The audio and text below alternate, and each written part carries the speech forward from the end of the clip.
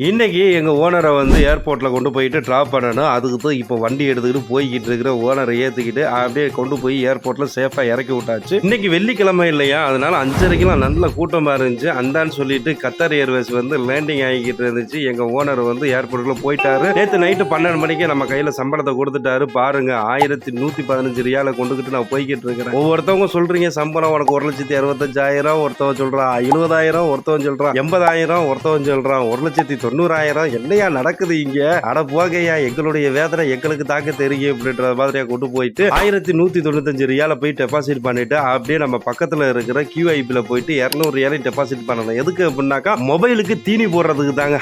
புரியலையில, அதான் இன்டர்நெட் போடணும். அதுக்கு தான் வந்து 100 ரியால டெபாசிட் பண்ணிட்டு 100 ரியால வித்ரா பண்ணணும். அது ஃப்ரெண்டுக்கு கடன் வாங்கியிருந்தது, அதை கொண்டு போய் கொடுக்கணும். சரி ஓகே அப்படின்னு சொல்லிட்டு வண்டி எடுத்துக்கிட்டு வீட்டுக்கு கிளம்பியாச்சு. இருந்தாலும் இந்த வேலையில வந்து ஏதோ ஒரு சந்தோஷம் ஒன்று இருக்குது. நான் வந்து புலம்ப கிடையாது, நான் வந்து இது பண்ண கிடையாது. ஏன்னாக்கா போன வீடியோவில் வந்து எல்லாருமே வந்து நல்லா கழுகி ஊற்றி விட்டுட்டீங்க. அதை அப்படியே சிரிச்ச மணிக்கு ஏற்றுக்கிட்டு அப்படியே கிளம்பியாச்சு. நீங்கள் நினைக்கிற மாதிரிலாம் வெளிநாட்டு வாழ்க்கையில் அப்படி இப்படி ஆஹா ஓகன்லாம் இருக்காதுங்க. ஏதோ ஒரு இது இருக்குது, அப்படியே போய்கிட்டு இருக்குது. இங்கே உள்ளவங்க ஏதோ ஒரு நம்பிக்கையில் பொழப்ப நடத்திட்டு போய்கிட்டு இருக்காங்க. அந்த வகையில் தான் நானும் பொழப்ப நடத்தி போய்கிட்டு இருக்கிறேன். வண்டியை பார்க்கிங் பண்ணிட்டு ரூமுக்கு போகணும். மறக்காம ஃபாலோ சப்ஸ்கிரைப் பண்ணி வச்சுங்க. இந்த மாதிரி வீடியோ நிறைய வரும். ஓகே, பாய்.